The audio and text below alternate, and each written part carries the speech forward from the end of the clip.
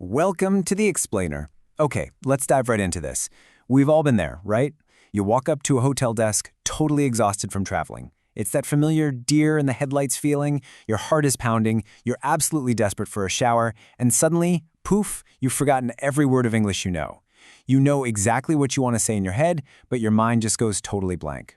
Well, today we're going to fix that specific feeling and turn it into absolute confidence. Now, I want to reassure you right off the bat, hotel check-ins are not some unpredictable chaos. They're actually a highly manageable series of predictable steps that we're going to conquer together.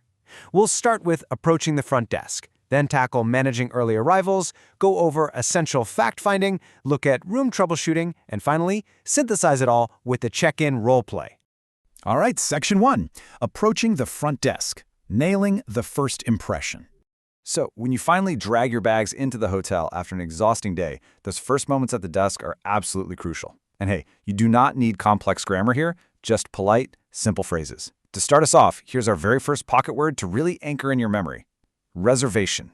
A reservation is literally just an arrangement you make in advance to save a hotel room. As you're planning your trips, remember that making a reservation early is, for sure, the best way to sleep peacefully on your vacation. It guarantees that soft bed is actually waiting for you. And this brilliantly illustrates what we like to call the smooth it out technique. On the left side, we've got a pretty blunt learner phrase. Give me room key.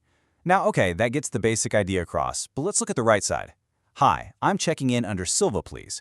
Upgrading a blunt demand into a confident, polite request like that, it instantly sets a professional tone. It immediately tells the staff exactly what you need without sounding like a drill sergeant. Moving right along to Section 2. Managing early arrivals, beating the red-eye flight. You know, sometimes travel just doesn't perfectly align with a standard 2 p.m. check-in time. Arriving on a red-eye flight when your body is practically begging for sleep, only to find out your room isn't ready, it is incredibly stressful. But seriously, there is no need to panic. We've got specific, totally natural linguistic fixes for this exact friction point.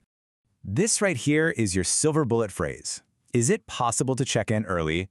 I really want you to focus on the word possible. Using the word possible sounds incredibly polite and friendly to hotel staff. It takes a super tense situation and turns it into a respectful inquiry that agents are actually happy to help with. But what if the room still isn't ready? Well, you simply ask, could you store my luggage for a few hours? Most hotels are super happy to keep your heavy suitcases in a locked room for absolutely free while you wait. I mean, talk about a huge relief for a tired traveler. It lets you grab a nice breakfast in the city without having to drag heavy bags behind you over bumpy cobblestone streets. Let's jump into Section 3, essential fact-finding, getting the details.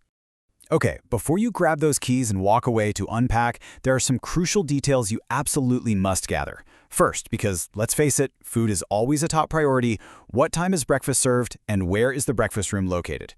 Next, because we all need to check maps and send a million photos to our families, could I have the Wi-Fi password, please? Keep in mind, the staff often have the password printed right on that little paper folder holding your room key, but hey, it never hurts to ask. And that brings us to our second pocket word for this explainer. Complimentary. Now, it sounds like a fancy word, but it's really just a polite, professional way of saying that something is completely free of charge. Honestly, hearing complimentary Wi-Fi or complimentary morning coffee in the lobby, those are literally the best words a tired traveler can hear. Next up, Section 4. Room troubleshooting, fixing issues politely. So, you've got your keys, you head upstairs, but what happens if everything isn't quite perfect? Say you discover a small problem, like there are no clean towels in the bathroom. Are you too shy to ask for help when something is missing? I really want to emphasize this right now. You do not need to feel embarrassed, and you definitely don't need to get angry. Just pick up the phone. When you call down to the front desk, simply use this exact structure. Could we get some extra towels, please?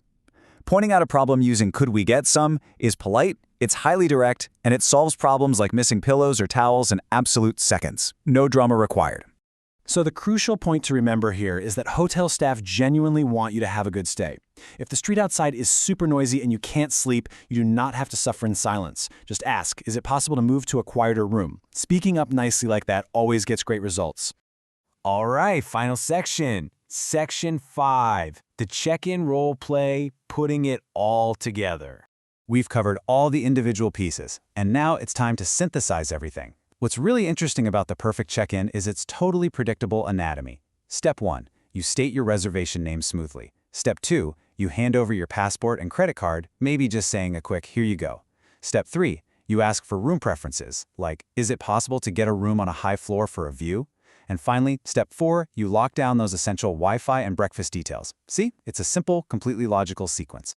If you take away anything from our time together today, let it be this. You don't need complicated grammar to travel. You don't need huge, fancy vocabulary words. Surviving and thriving in travel English just comes down to utilizing these simple anchor phrases. Be polite, use the patterns we discussed, and whatever you do, do not be afraid to speak up. Now that you have these powerful phrases tucked right into your mental pocket, I want to leave you with a question to really spark your imagination. What is your dream travel destination in the whole world? Seriously, think about it for a second. Now, picture yourself walking up to the hotel desk in that exact city, exhausted but fully prepared, confidently using these exact phrases to start your perfect trip. The world is out there waiting for you. Get out there, keep learning, and safe travels.